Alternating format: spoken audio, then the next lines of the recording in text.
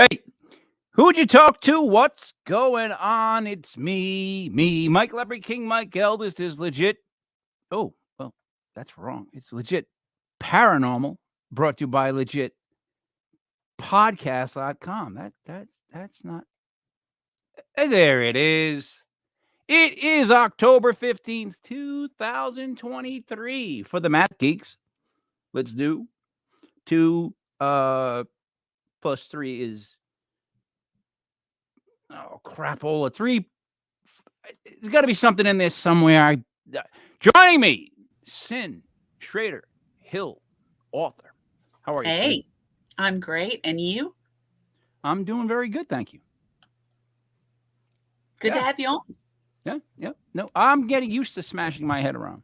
No. That was it. That was all. That was enough. No more. I'm just getting used to it. I'm good at it. I fall very well. I really do. You are not a pinball.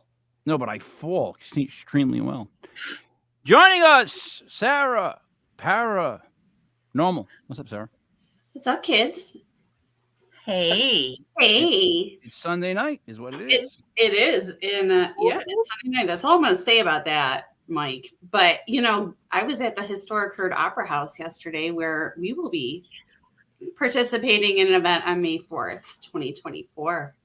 So I got to check it out. There's a whole podcast room. We're going to do some podcasting with the kids.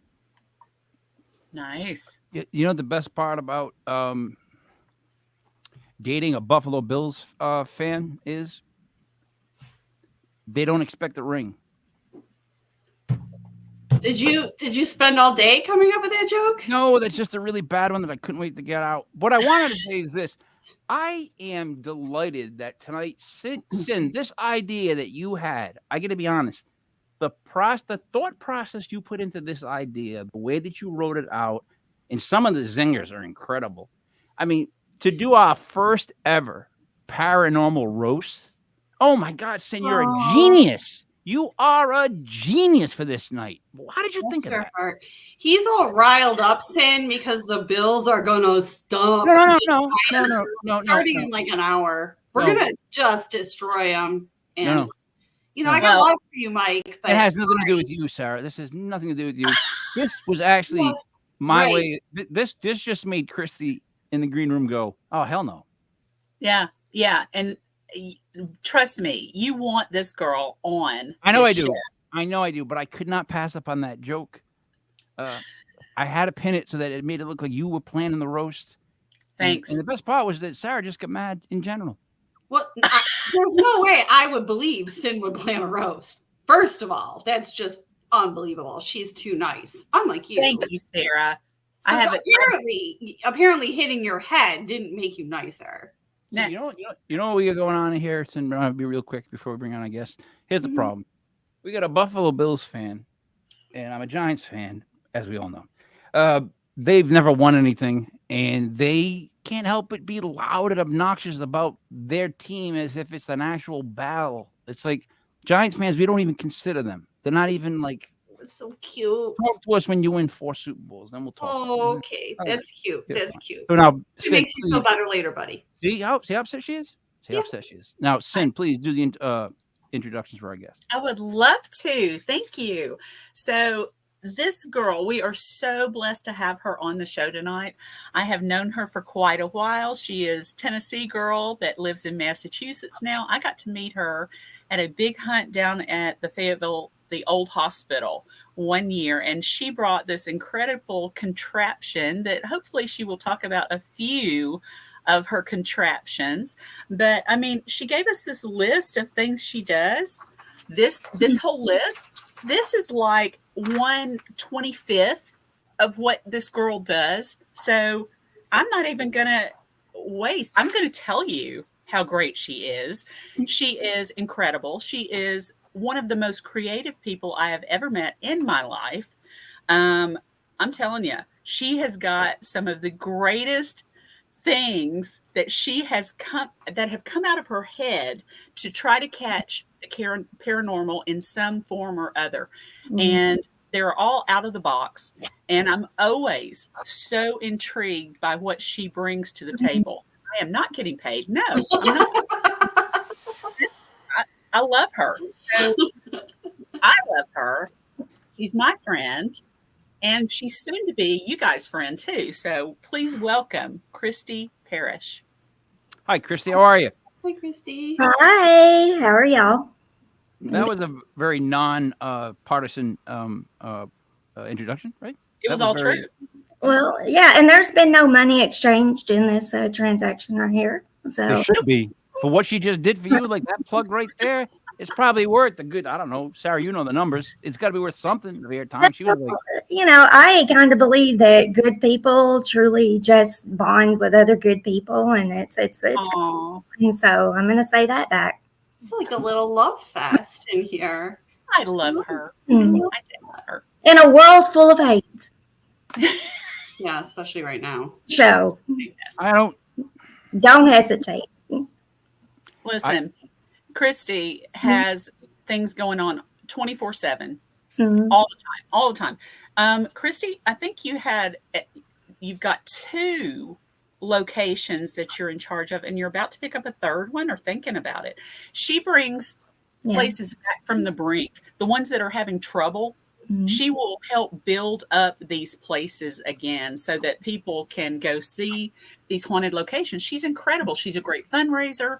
I mean, I can go on and on all night, so I'll shut up. No, just going all night. so hold on a second. 125th contraption. Christy, how do you feel about the term contraption? Did you build contraptions? I don't really term them as that. I really don't. I term it as experiments. I'll build a physical piece of equipment to try to test. And there's so many ones that I've done over the years. You never really see them going to market or anything because I've never tried to go out and make money on it. The reason I build them is to learn from them. Because knowledge is the most valuable thing that anybody can have. And that's basically what I do, design equipment and experiments and stuff. So, first off, contraption sounds like the Bugs Bunny. It's like it's more Bugs Bunny-ish. Like I build a contraption. But although I do like when Cyn says it, when she says it, it sounds legitimate. I say it, it doesn't sound right. Oh, contraption. You know what I mean? Like Sarah, your thoughts on the word contraption? I think about Mousetrap. That's what Oh. you guys remember that game? Well, Yeah, she's trying to trap the ghost. So Yeah, let me tell you about the ghost trap. first one I ever saw was at the old hospital. She brings in this easel-like thing. Okay. And it's got either plexiglass or plastic on it, a red light, and a stick of incense. Yes. And we're like, what's she going to do with this? Yeah. Explain that one. That one, I call that smoke and mirrors. Because we've learned that the reflective properties is an easy way for spiritual energy to be able to present themselves or connect to. And then I put red lights in it that actually built a warmth around the device because I've learned through the years that green lights, ultraviolet, everything is except red, they find to be difficult to work around. So I wanted to build something that felt comfortable to them. And then when I put the incense in it, that creates a smoky atmosphere within the chamber. And they can write in that, they can appear in that, manipulate smoke because it's so much easier to move than anything else is light. It works. It looks goofy, but it works. Nothing's goofy if it works. So what kind of results have you gotten with that? Well, we've had people's faces appear in it. We've had letters appear in it. There's been names that's actually been written in the smoke to let us know who's with us. I've traveled all over with it, and it's been interesting at every place what actually comes forward and uses the chamber. So, smoke and mirrors. So check this out. First off, some of you guys are like a beach volleyball team. Like the ball gets sent and there's a dig, and then Cyn goes like this, and she just lets Chrissy go like that. And that's basically what you guys are doing to me. I gotta ask a question here. You got a bunch you just ran over because you This Smoke girl has less right? weight. No, wait, stop. Yeah, Smoke has sorry. less weight. Smoke has less weight. Correct? Smoke has less weight. Yeah. It's always been my understanding that it's always been an energy issue as far as anything crossing over, anything trying to present itself. It's a fight for energy. That's why you get little blip bits, you get little that. What it is. Smoke, however, like so spirits or energy have to deal with weight. They can. That's again another device that I built. I've always been fascinated by footsteps. When we hear footsteps, we hear it with our ears. We can hear them walking on boards, on floors, and locations. Why can't we document that? But that's a flip of weight. The weight you hear on the floorboards means that the spirit itself has weight. Has mass.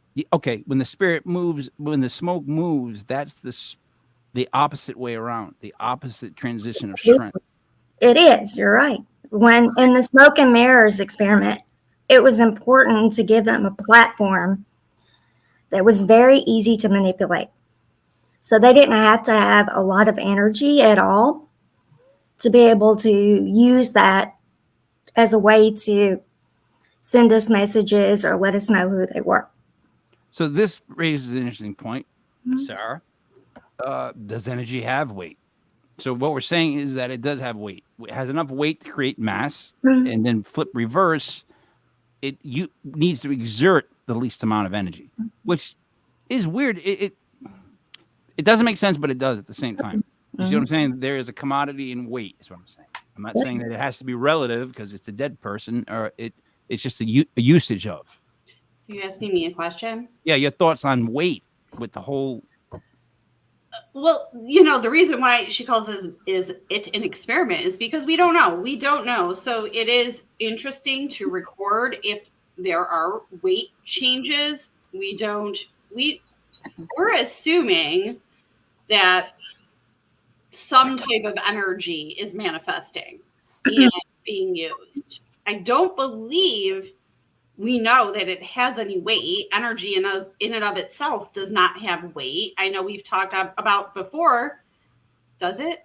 Am I wrong? It can have force. It can move force, but it doesn't have any intrinsic weight on it. Yeah.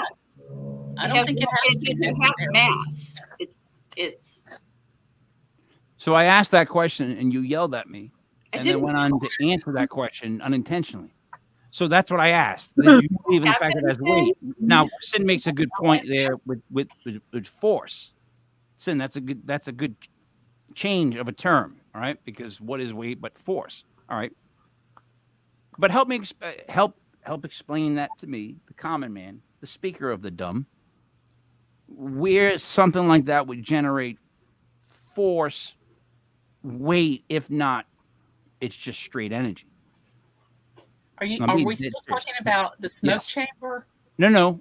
Okay, just overall concept of it. Yes, that energy can have a weight of some sort. That it can have a force of some sort.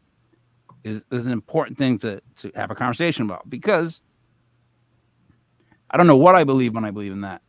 I sometimes think, yeah, it does have weight, but I don't. I think it has more force.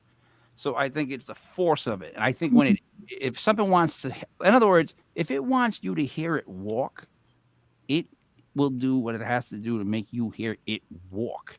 If it has to make the smoke move, so that's the only thing I guess I disagree with you, is that smoke's easier to move for them. I think in general, yeah, but they can move just about. It's a good visual thing for them to move. I think I think it's easier for them to move. Mm-hmm. It's easier. But in general, what I'm saying is they can create whatever energy they need to create, or they have not all the time. That's why we've got such some ghosts that are just frustrated and they can't manifest enough force. Yeah, I think we talked about that on 101. Are we talking about men, or are we talking about paranormal? What I'm trying to say to you here is if it's weight that you hear on the no, this is actually a point that like you're a Buffalo Bills fan, so you're just fighting with me. Is it weight? Cyn, Is it and you know the only one who weight, or notices is this is Christy. The only one who can tell the truth about this whole thing is Christy. She's being Christy. Cyn, you're like the Don King of Christy. Sarah is the Buffalo Bills fan against me, and I don't even care about the Buffalo Bills. Only Christy's paying attention. She's the only one being true. So what I want to know is this. Help me understand then the force to create footsteps, or is that a repeated one of those whatever you want to call those spirits that are just on a loop? I'm being dead serious. Help me. Residual. You're talking about residual. Is it residual? Yeah, is that what I'm hearing on the ground? It doesn't need power. It's just what I'm hearing because that's what happened. It could be either. It could. It could. Or it could be something of an intellectual nature that is literally reacting in the space with us simultaneously. So now that's a number of what? What's the term for it there, Sarah? The one that talks back when it comes to ghosts? When it comes to we're talking about an apparition or an intelligent spirit because it's communicating with you in real time. Yeah. Mhm. So, all right. When you build these contraptions, and Cyn, I do like that word. When you Well, go ahead and use it if it makes you feel froggy. I'm happy with that. yeah. So I don't know that term. So wait, Oh my God. when you build these things, here's what I'm wondering. I do know the term. When you're building these things, do you have an inspiration for them at the moment, or is it just a progression of what you did last time? Like, in other words, are you always trying to build a better wheel, or do you ever go like, oh, you know what? I'm gonna go try this, and you just decide you're gonna build that? It's kind of the second one that you were talking about. I just kind of get inspired by being in different places and observing the locations, studying them.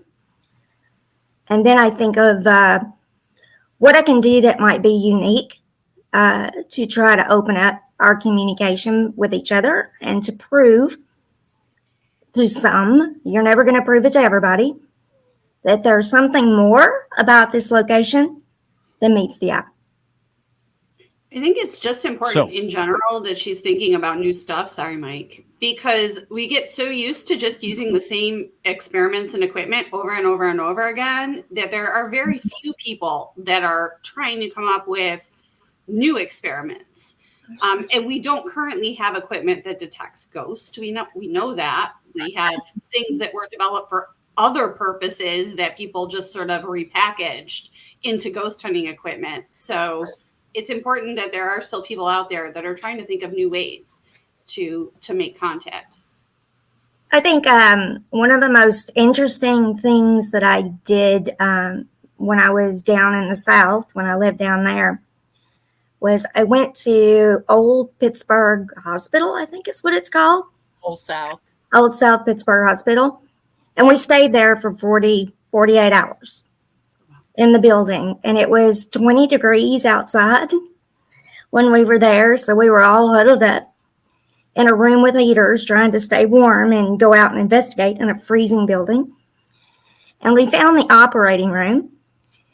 And I said, all right, here's what we're going to do. We're going to put up an SLS camera. We're going to put up a heater in this space. We're going to fill the room with fog and a red grid while the SLS is filming. And then we put helium balloons on the operating table. And we started to videotape that. After about an hour and a half, we started to map energies going towards those balloons, and we started to watch those balloons sink down when the energies was around it. So it was an important experiment because it showed us that they are able to drop the temperature, which we commonly know, but to actually have a figure with it and to watch an object move. It was kind of like the trifecta for us. And so we tried that in other places as well. Octagon Hall, we tried that in the children's room and had a ball watching the balloons drop down and then pop back up again. They weren't losing air. They were just having something come around them to drop them. So, because if they're getting cold with Yep. the helium, it'll drop. So Exactly. that's okay. Mm-hmm. So, all right, here's what I'm gathering. Hmm. When you decide you want to build something, you want to make sure it checks all the boxes. Try, In yeah. other words, all the boxes of what you want, what it has to do, what it needs to do. But then you try to think outside the box in the creation of it. Yep. Right? Yep. So I appreciate that. That's the ability to say, you know what, I'm going to create something that you hope, I would guess, I guess you want it 50-50 where people like it or don't like it. Like that's the true merit of something new. Like when you make something new, you create something new, Yeah. you're going to get a 50-50 split. And that's a pretty decent split.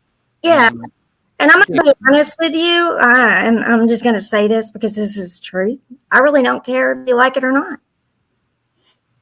Because really, I'm doing these things because I need to understand, and I need to see what kind of connection we can make and what the possibilities are. So I'm not doing it to get kudos from people out there in the field. It's just me being me and doing the things that I have questions about and seeing how we can use science, everyday objects, and see what kind of reaction or interaction we can actually document by using these. And it's not just to use it at one place and get it. You need to take it to multiple places and see how it is reacting in different locations with different energies and kind of build your information about that experiment from place to place to place to place. Christy, do you mind talking about the mat? Ooh, the ghost mat? Yeah. Sure. I think I think they'd enjoy that story. So one of the things that I have always been fascinated with, and this is getting back to the conversation about weight and mass, is when you hear footsteps, is there a way that we can prove it happens? I know there's an old school technique of taking like baby powder or something and sprinkling it on the floor, but it's not always easy to do that in museums and haunted locations because it's a mess. Right. But then I got to thinking about it. I really want proof that something stepped on an area or something touched an area. So I designed a pressure-sensitive mat with a wireless alarm, and it has a surface on it that is used by lithographic printers for secure printing. And what I use is I'll sprinkle the powder on that and I'll dust it in like a forensic scientist, dusting for prints. Then I'll cover the mat, set the alarm, and step back away from it. And then if the wireless alarm goes off, then later I'll go check the mat. And on the mat, in the Lizzie Borden Bed and Breakfast, is where I did my first test run. I just got a room there and said, I'm just going to give it a go. Try it while I stay in the rain. I was able to document child footprints. Wow. In the middle of the night, it just went off. The alarm went off. And then when I raised up the cover, there were these little footprints. Well, I've got little feet. I'm a size 5 shoe. Those are little feet. But it was littler than my feet, I'm telling you. And no kids in the house. So how do you explain that away? So I went to a physicist and I asked him about the mat. And he told me, he says, Christy, you're very smart. You're a very smart girl. He said, but what about the seismic changes? And I thought, seismic activity? He says, yes. So the particles on the surface of the mat, he said, could be manipulated with seismic change into a shape of a child? Footprints? And he says, yeah. Anything's possible. Weird things happen. He says, so you're going to have to put something on it to ground it. So I went back to the drawing board and I did that. And then I took it to another location, a Victorian mansion in Gardner, Massachusetts. And one of the claims in the house was that the homeowner had somebody that would crawl under their bed at night and tap on the bed frame. It would wake them up. The people that lived in that house were so scared for their safety that they ended up leaving the house and their personal belongings behind. So the actual bed that they slept on was still in the room. When I went there, I prepped the mat, slid it under the bed, put cones around the bed, set up the wireless alarm, gave it to the caretaker that was with us that night. And I said, if this alarm goes off, you let us know. And it was a little after 10 o'clock, the alarm went off. So something had touched the surface of that mat. When we went back up to check it, we saw a handprint and bunched up clothing, like somebody had rolled under the bed, slid under the bed. So I took lots of pictures of that, and I was like, success. Maybe here's some proof that the people who lived there before need to see that we documented the very thing that they said was happening to them. And I gave it to them. They absolutely loved it. Wow. And it had a aha moment. So, yeah, that's the ghost mat. Then I took the ghost mat from Massachusetts down to Tennessee. And I took it into my house. And my house was very active. I went upstairs and put it in a doorway where I was always hearing noises upstairs. And I recorded. I had a friend with me when I went there.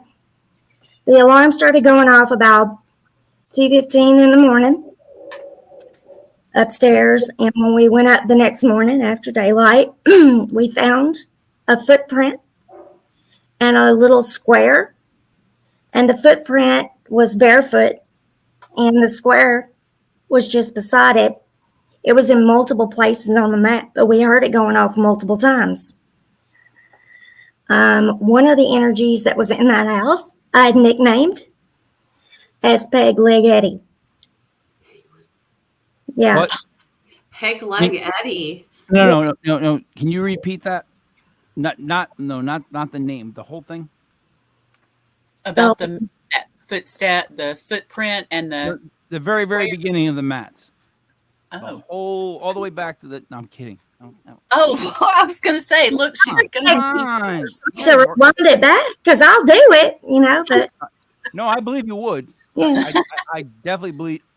Look, of all people here, out of these 4 squares, if there's Hollywood squares, I would believe you would the most. But let me ask you this, sure. Sarah. Do you have a question for the guest? I'm just kind of wondering how big the mat is, just really quickly. Like what? The dimensions of the mat? Yeah, like is it like, because I'm picturing a mat like a placemat, or is it like large? It's large. It if I had to say, I would say it's about 3 feet by 3.5 feet. Okay, because you're saying you're getting like handprints and crumpled up clothes, and I'm like, how big is this mat? It's a good size surface because I built it around some of our lithographic printing blankets. Okay. They're rather large. Okay. And I got an endless supply of those. So I thought, I'll just use these things and just build some stuff and see what happens.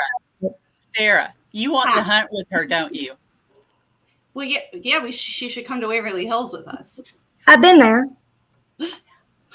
Whenever we get that going. Waverly's a lot of fun. I love Waverly. Yeah. Great show. For daybreak. I love it before daybreak. Not Wizards of Waverly Place, Mike. Oh, no, I was saying great show. So all I was saying was I know what you were thinking.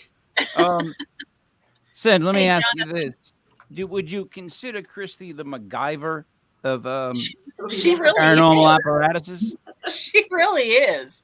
No kidding. Apparatus is a good one too. Yep. Yeah, I just thought I'd come up with a better word than contraption, like someone else used. That's all right. That's fine. It's fine. Moving on. All right. When did you start building stuff? Like, in other words, not when, but like you must have bought something and been like, I'm gonna mess with this and see if I can get more out of it. Well, I kind of Right? do that all the time anyway now too. But I suppose that I really started around 2010. I think is the first time that I thought, you know what? I think I'm a smart girl, and I think that I have a passion about trying to understand the thing that's not understood very well. So let me use my brain. Let me use my ideas. And let me see if I can come up with some new information about some of these occurrences that could be happening. If we can document them and actually give, like, a homeowner, for instance, if they tell us of a claim and we're able to make something and give them proof of it, So you ought to see the expression on their face when they actually see that. It's like a weight off their shoulders because there's somebody that'll believe them now. You hear that so much. They just want to know they're not going crazy. Yep. You hear that so much. you seem like you do it for a good reason. You also obviously wouldn't be stupid because someone stupid wouldn't be able to come up with that many different things and have a conversation about it. So it's kind of a giveaway. Like when someone's known for building gadgets and stuff like this that to do with smoke and weight and all these lights and stuff that I don't know what's going on. Yeah. I hope to God they're not someone that's not very bright, because then it's going to be some of the dumbest things I've ever seen. I would be like, that's not really but see, so far they sound like things I never heard of. So did you not hear how nonchalantly she said, oh, and then I talked to the physicist about blah blah blah blah blah blah blah, and he said da, da, da, da, da. I have a question now though. Can I ask a question, Michael? Okay. So, Christy, you said a couple of times like you had to know why. Like you just had what started that? What started the like I need to know, and I need to know why this is happening? This is a whole nother show and a whole nother conversation. And we'll actually know that. So I grew up as a gifted person that was not supported by my family. And I had to squash everything like that growing up. So I had a point in my life that became what I call the awakening. That's all I can call it because it was what it was for me. And that was you grew up in Mass? I do. I live in Mass now, yeah. All right, but you didn't grow up in Mass.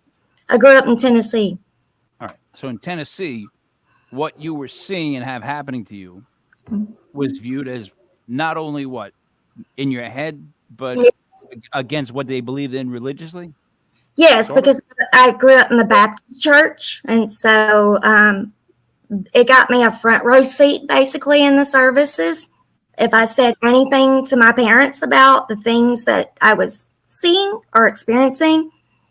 And then I also had to go see a psychiatrist. God. Yep. And they not shocked at that. I know they would do that back then. They would do that. Yep. That's what they would do. So from the time I would say probably 12 years old until, I don't know, when I was about almost 20 years old, I was on medication that would keep me like a zombie throughout my day. And then I'd have to take medication just so I could go to sleep at night. Wow. Then I, got married at around 21 and I thought, you know what? No more. I'm just not going to do it. Not 21, 28 is when I got married. And I just, at that point, just said, you know what? I am who I am. I'm not going to talk about it with everybody. I'm not going to share anything with my family. Right. My close friends, maybe, but that's what kind of got me started with learning to build is because we bought a house and it was very active and it was affecting my family. But not wanting people to know is not a bad thing. Because, like, in other words, repressing something's bad. but on the other side of it, not wanting anyone to know your business there's nothing wrong with that. It's kind of, and especially when it comes to that kind of stuff because it's more personal. So It really is. it's not like something you should be screaming from the rooftops. Hey, I just had this experience because it kind of takes away from the experience. I would think.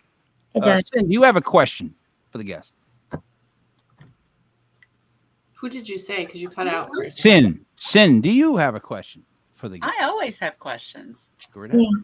So, do you want to continue telling about that story, Christy, as far as the... That's not a question. That's not a question. Look, you didn't let me finish.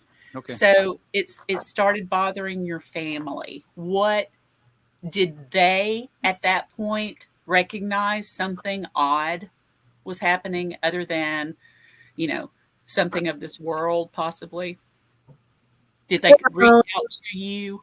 The things that were happening was with my husband and my stepdaughter.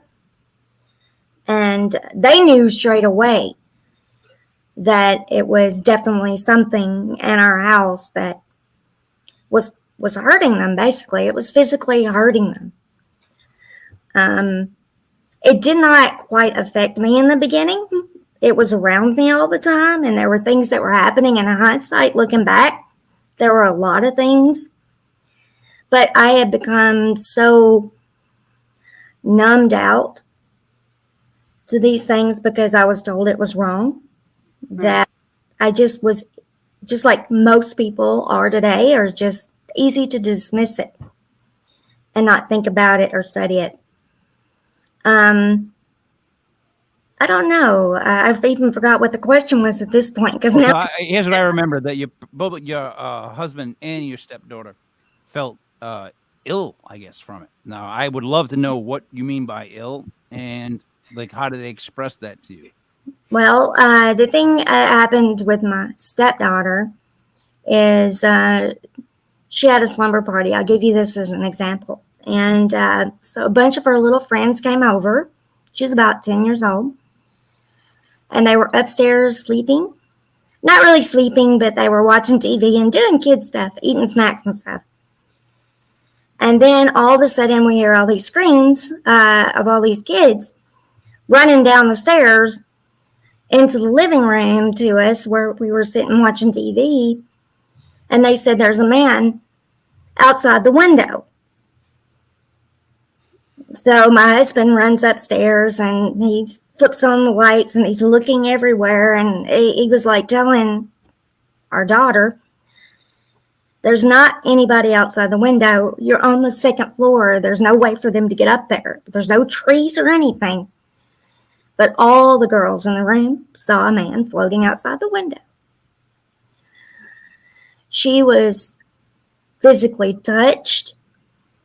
We had a bathroom in the basement, and my daughter came in and needed to go to the bathroom, and her father was in our main bathroom, and I said, well, go down in the basement. Use that one down there. She went down there, and as she was sitting there in the bathroom, it got cold on her really fast, and somebody touched her face. They caressed the side of her face. She thought the hand. So she came upstairs, and her pants were around her knees, and she was holding them up the best she could. Terrifying. And she's a kid. She's a kid. And my husband, he kept telling me over and over and over. He said, there's someone in our house. I said, yeah, we are. No, jokingly, we are. We're in our house. And he was like, no, I'm telling you, there's something else here. I can feel it. There's a man in the hall. I've seen him a couple of times. Couple times? Couple of times. All right. Question. Mm-hmm. If I saw a guy in my house, in my hallway, Mm. I couldn't find him. If I saw him a second time, we're moving. And he did. He wanted to. No, we're moving. Because for real. Because when my kids are here, there's not going to be a guy in the hallway. It's not going to happen more than twice. By the second time, I'm moving. I mean, I'm setting traps. Like that's where I'm at next. I'm like gonna go back to like Home Alone. Like it's just not happening. So he's going to build contraptions. Yeah. How do you convince him to stay there after the second time he sees a guy in the hallway? I didn't. How's he stay there? I didn't convince him to stay there. We literally ended up getting divorced pretty soon after that. Wow. I'm sorry. Our marriage split up because of the sort of things that were going on within the house. And he was not happy. He was not comfortable there. He started losing a tremendous amount of weight because of the stress and everything. And it was just too much. It was miserable. And I was like, I'm not leaving. I told him that. I said, you know what? If you need to go and do what you got to do, I loved the house. Do you think you were attached to it for some reason at that point? I was going to ask her that because it seems like, I don't know, whatever energy was there wanted to keep you there and get rid of him. Yes. It didn't just seem like that. As the only guy here in this completely female panel, you saw your husband get sick and lose weight and tell you that it was the house that was doing it to him. And you basically chose the house over your husband. I actually really did. I mean, let's give some more detail here. Just saying. In our marriage, we were having trouble too. Okay. There was a lot of other things. It's not just because he was losing weight and things like that. There were a lot of other factors that went into the fact of him actually leaving. We weren't happy. You knew he was getting sick from the place. Did you believe that part of it? I did believe he was, but I do know that he was having some troubles in other ways, not house related. Okay. We divorced, and that's when things got really interesting because I was there by myself. That's when the house started to do things where literally I had the police showing up to check out my doors because they were being kicked in from the inside. It sounded like they were being kicked in, but they were kicked from the inside out. So the things that were happening didn't make any sense, and the police started to sit in the parking lot across my house and just watch the house because of a lot of the activities that were going on. I was dragged out of bed at night. I was pushed down the stairs. I had 2 Shih Tzus, 2 little dogs that, were just the sweetest things in the world. And after he moved out, my husband had moved out, I went through this moment, where I was just kind of depressed and sad, because, your marriage broke. It's hard to deal with that. I went to bed one night and all the lights were off, and I was woke up by the dogs barking. And I heard the glasses in the kitchen inside the cabinet, like they were being pushed together. They were chinking inside the cabinet. And then I heard footsteps in the kitchen. So I woke up into a dark house alone, and my dogs are barking and going nuts. And I hear the dogs running down the hall, and they run into the bedroom, and they go up the little steps beside the bed, and they get on the edge of the bed, and they're sitting there on the edge of the bed. They did this one time. They were growling, and I've never heard them do that before. And then I heard more footsteps coming closer and closer and closer down the hall. And the only thing I knew to do in that moment was to be absolutely still. Damn it. Don't move. Because somebody's in your house. Damn it. That's not the... Gosh, I wish we could instill that train of thought in everybody. You got to fight as hard as you can to not be still in those moments. It's not let it pass by. I have a twins, boy and a girl, and she's taught, as he is taught, that in those moments you're not still. I'm feeling like a dad for you right now. Why you don't lay there and you don't just let it go by, hope it goes by or something. You hear footsteps, you get an attack position. And you know what attack position is? You already have it planned out. because you've gone through the scenario. So you have to figure that out if you're living alone. This is what I would be telling you, by the way. Yeah. You need an attack position. You don't cower into a ball and hope it goes by your room if you hear footsteps. Sorry, that's the dad in me. Well, and that's a good dad. You know, and my dad was a good dad too, because you know, I'm going to tell you what I had beside me, where I was. Probably. I'm going to say it's a shotgun because it's got a good spread on it. No, he had built me this bar, and he had put some weight inside of it so I could reach over beside my bed and pull it up and hit him. A metal bar. So Well, I had a stick if somebody came after me to do it, but I just needed to in that moment just be still. but that 'Cause you knew you needed to, I, right? I needed to. Yeah. But- See, what you don't understand is that she not only can see things around her, but she can kind of foresee things too. So she's got a lot of mental capacity that we are not using. okay. But then there's this other thing. It's called defending yourself, especially if you're in situations like that. You never want to wait until someone comes up and makes a decision to attack you while you're in bed. That's to me too late. That's again like teaching someone that's small, like a small female or a small male, Sure. more how to like tie people up, you know, and get them on the ground and wrestle them and put them in locks. What good is that? How are you going to What attack good a is that? goat? No. You need to be able to hit someone in the nose, straight up the middle with your elbow, and get out of there. That's the only thing you should be taught: is hit as fast as you can and get out of there. There's none of this other stuff. Sorry.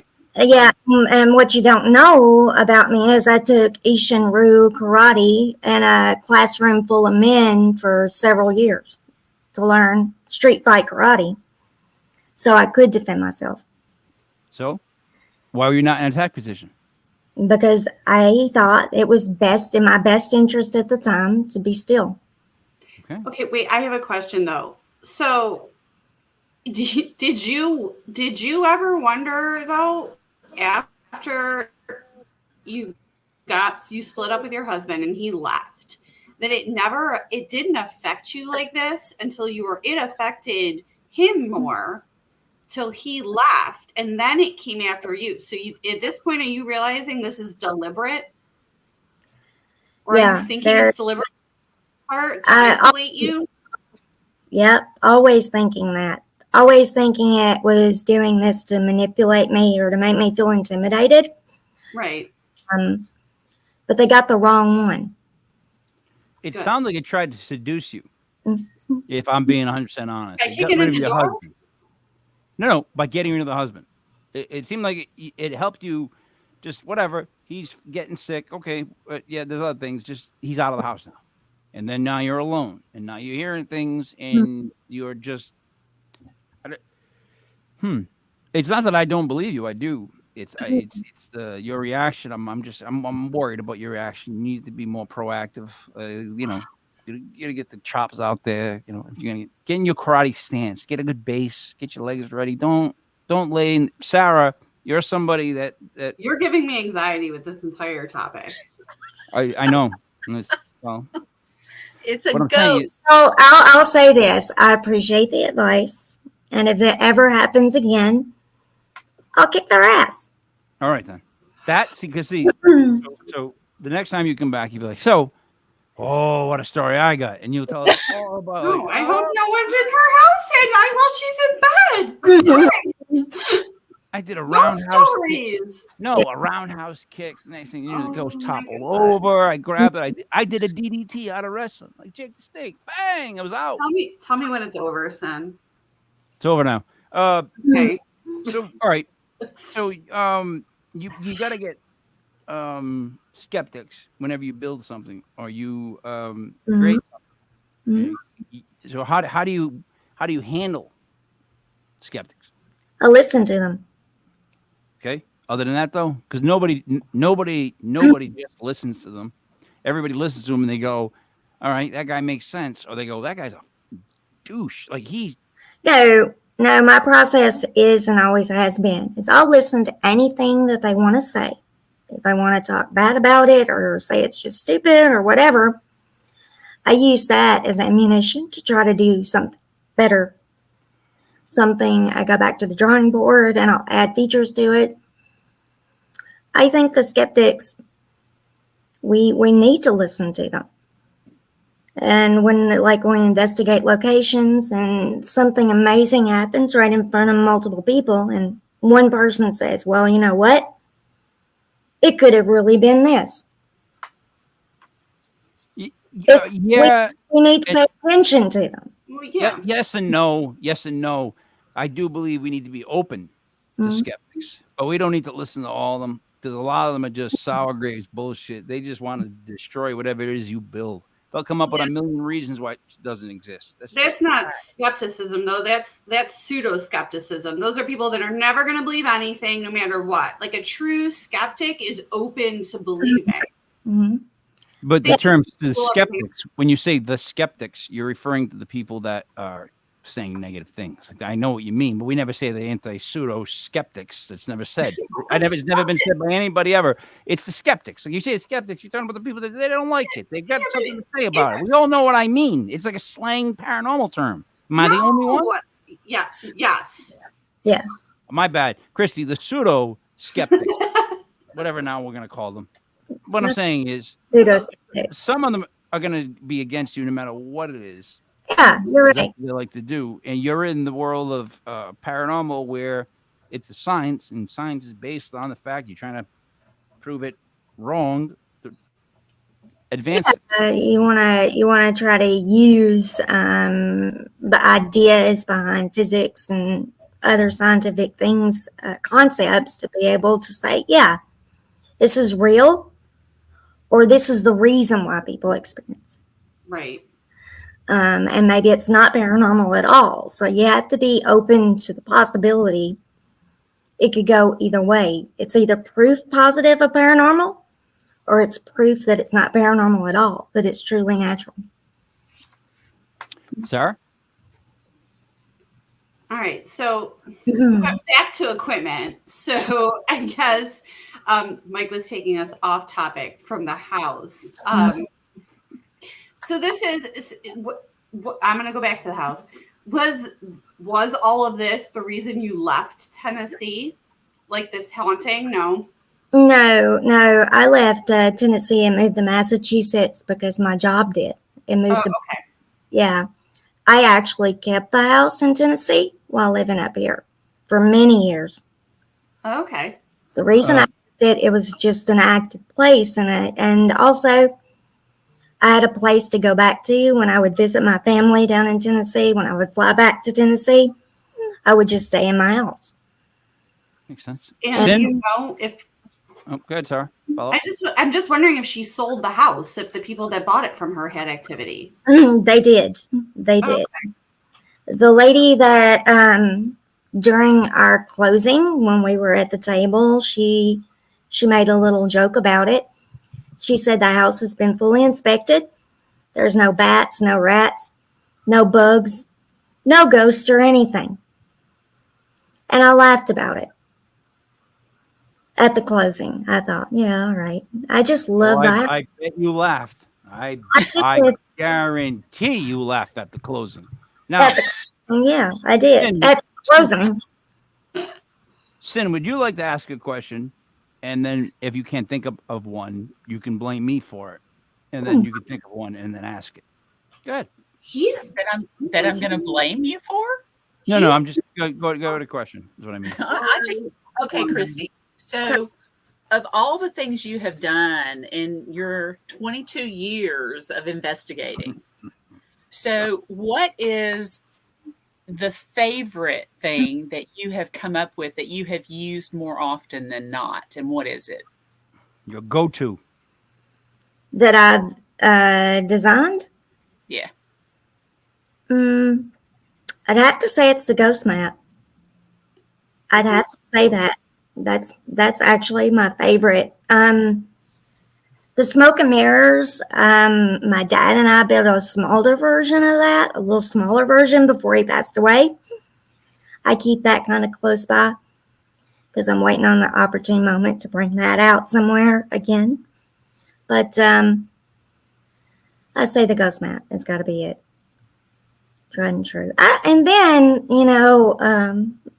I did a holographic projection experiment for the show of Kindred Spirits.